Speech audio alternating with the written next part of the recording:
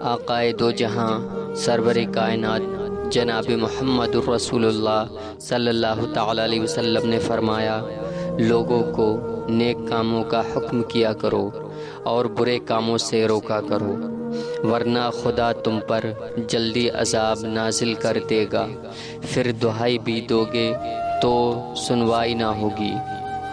مسلمان ایماندار وہی ہے جس کے ہاتھ، زبان اور قلم سے کسی مسلمان کو نقصان نہ پہنچے۔